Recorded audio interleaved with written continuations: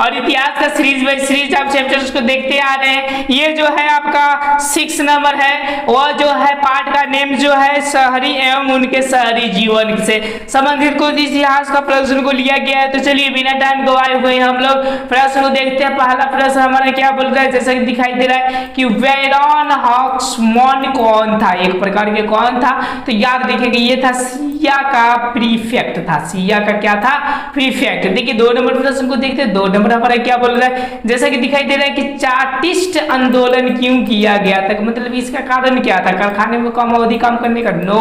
Okay हाँ, ये था व्यक्ति पुरुष के मताधिकार की मांग था कि मैं भी अपना मताधिकार करूंगा। ओके तो यानी 2 का जो राइट आंसर का ऑप्शन नंबर क्या हो जाएंगे, बी हो जाएंगे।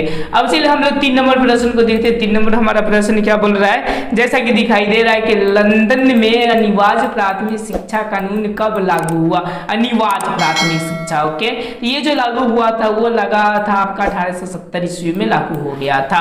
चलिए 5वां प्रश्न को देखते हैं। 5वां हमारा प्रश्न क्या बोल रहा है, जैसे कि दिखाई दे रहा है आपको कि सिंगापुर को औपनिवेशिक शासन से किस वर्ष मुक्ति मिली, औपनिवेशिक शासन से किस वर्ष में उनको मुक्ति मिली थी। ओके तो ये जो मुक्ति मिली थी 1965 ईस्वी में। कब मिली थी, 1965 में। अब देखिए बोल रहा है 6 नंबर के 1810 से 1880 तक लंदन में आबादी 10 लाख से बढ़कर कहां तक पहुंच गई थी, 10 लाख से बढ़कर, ये याद रखिएगा जो पहुंच गई थी। 6 का जो राइट आंसर हो जाएगा 40 लाख। एक बाद 3 गुना क्या हुआ था, तो यूं समझिए कि वृद्धि हुआ था भारत को लूट लूट कर।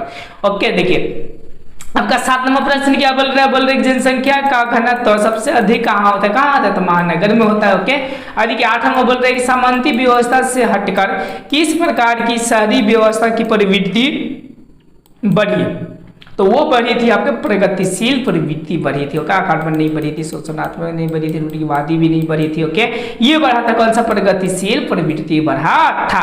अब चलिए अब हम लोग नेक्स्ट 9 नंबर प्रश्न को देखते हैं। जैसा कि आपको 9 नंबर प्रश्न दिखाई दे रहा है कि शहर को आधुनिक व्यक्ति के लिए किस प्रकार का क्षेत्र माना जाता है, मतलब किस प्रकार का हम लोग क्षेत्र को मानते हैं, तो 9 का जो राइट आंसर हो जाएगा वो ऑप्शन नंबर आपकी क्या हो जाएंगे, सी हो जाएंगे, विस्तृत क्षेत्र माना जाता है। कौन सा माना जाता है, विस्तृत क्षेत्र माना जाता है। 10 नंबर बोल रहे हैं कि स्थायी कृषि के प्रभाव से कैसा जमाव संभव है, मतलब कैसा जमाव आपका क्या है, संभव है। ओके तो 10 का जो राइट आंसर हो जाएगा वो ऑप्शन नंबर ये हो जाएंगे, संपत्ति। ओके जब हम लोग क्या करेंगे, ये समझिए कि कर रखेंगे तो हमारा क्या होगा, संपत्ति को बढ़ेगा। ओके चलिए 11 नंबर हम लोग प्रश्न को देखते हैं। क्या बोल रहा है यहाँ पर, प्रतियोगी एवं उद्यमी प्रवृत्ति से प्रेरित किस प्रकार की अर्थव्यवस्था लागू की गई थी, मैंने प्रतियोगी एवं उद्यमी प्रवृत्ति से प्रेरित होकर। ओके तो 11 का जो राइट आंसर हो जाएगा ऑप्शन नंबर बी हो जाएगा, मुद्रा प्रधान अर्थव्यवस्था को क्या किया गया था, तो लागू किया गया था। चलिए 12 नंबर प्रश्न क्या बोल रहा है, जैसे कि आपको दिखाई दे रहा है कि आधुनिक काल में औद्योगिकरण ने किसके स्वरूप का गहन रूप से प्रभावित किया था, मतलब कि कौन से ज्यादा प्रभावित किया गया था, तो शहरीकरण को किया गया था, मतलब कि फटाफट वो शहर होते गया। ओके अब चलिए ये तो बोर्ड मॉडल क्वेश्चन है, बिहार का सबसे बड़ा नगर कौन सा है, तो आपका पटना है। ओके चलिए 14 नंबर बोला कि डम्मी एंड सन के लेखक कौन थे, डम्मी एंड के लेखक कौन है, तो 14 का जो राइट आंसर हो जाएगा वो ऑप्शन बी हो जाएगा, चार्ल्स डिकेंस थे। ओके चलिए 15 नंबर हम प्रश्न को देखते हैं। 15 नंबर हमारा क्या बोल रहा है, जैसा कि दिखाई दे रहा है कि गार्डन सिटी की अवधारणा किसने विकसित की थी, जो गार्डन सिटी का था वह किसने किया था, तो 15 का जो राइट आंसर हो जाएगा ऑप्शन नंबर ये हो जाएगा, एलेक्जेंडर हावर्ड ने किया था। ओके अब चलिए अब हम लोग 16 नंबर प्रश्न को देखते हैं। क्या बोल रहा है, बोला कि पटना का पुराना नाम क्या था, जो पटना का पुराना नाम था वो था याद रखिएगा पाटलिपुत्र। कौन क्या नाम था आपका, पाटलिपुत्र। 17 नंबर प्रश्न देखते हैं कि नगरों में किस अवधारणा पर बल दिया गया, नगरों में ज्यादातर किस अवधारणा को बल दिया गया था, तो 17 का जो राइट आंसर हो जाएगा ऑप्शन नंबर ए हो जाएगा, व्यक्तिवाद को दिया गया, मतलब व्यक्ति अपने अपने से मतलब रखते, किसी से मतलब रखते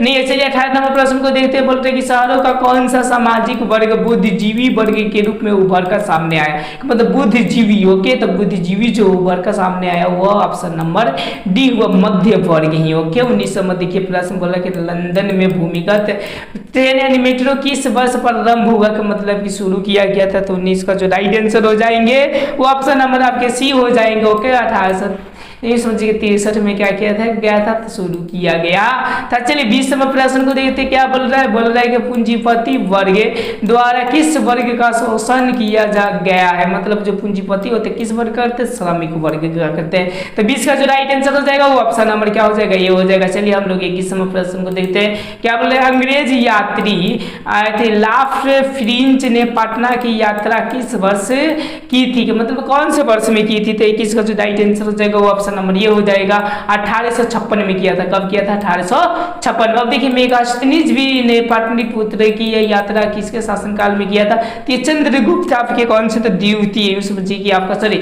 ये चंद्रगुप्त मौर्य के साथ में किए थे। कब किए थे, चंद्रगुप्त मौर्य के साथ में किए गए थे। चलिए अब हम लोग 23 नंबर प्रश्न को देते। 23 नंबर हमारा प्रश्न क्या बोल रहा है, जैसे कि दिखाई दे रहा है कि शेरशाह ने पटना में किस किला का निर्माण किस वर्ष कराया था, मतलब कि कौन से वर्ष में पटना में क्या किया था, किला का निर्माण कराया हुआ था। तो 23 का जो राइट आंसर हो जाएगा वो ऑप्शन नंबर बी हो जाएगा 1541 में क्या किया कराए थे, तो ये समझिए किला का निर्माण कराए थे। 24वां प्रश्न बोल रहे कि गुरु गोविंद सिंह का जन्म किस स्थान पर हुआ था, जो गुरु गोविंद का जन्म था वो किस स्थान पर हुआ था।